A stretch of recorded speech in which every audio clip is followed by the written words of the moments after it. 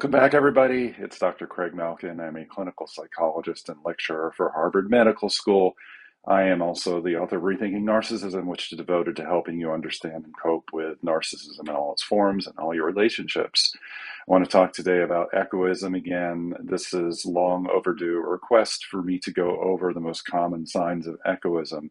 If you like my videos, please give them a thumbs up, like, comment, subscribe by turning the notification bell on. Ring that bell so that you can see them when they are made and they come in. First, a review of echoism for those of you who aren't familiar with the term and are new to my channel or my work. Echoism, you want to understand as lying along a narcissism spectrum, where narcissism is understood, the heart of narcissism, according to research studies again and again, really is something called self-enhancement, which is having an overly positive, unrealistically so, view of self in particular, hence the term self-enhancement.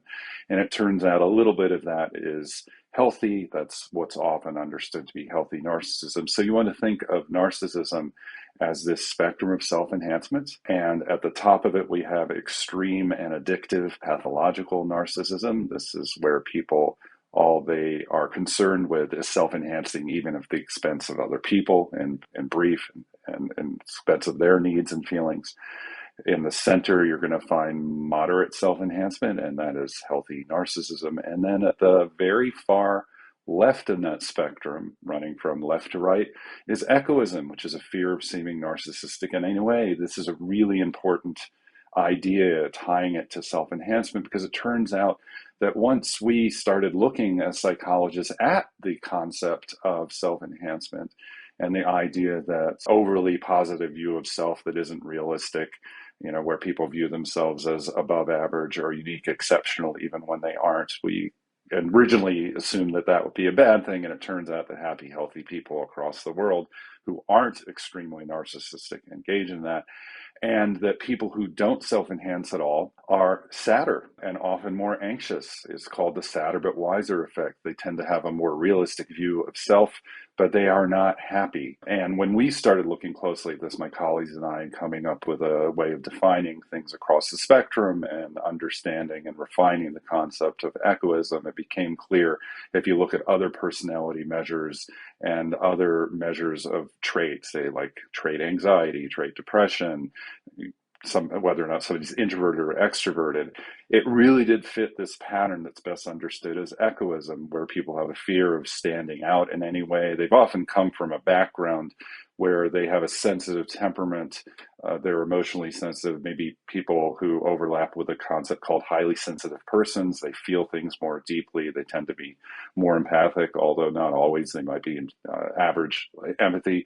But then they're raised in an environment where they learn that it's dangerous to be too big, to stand out, to stand in the spotlight, to take up room with their needs, and that they have to adapt by damping them down. And that's really what echoism is.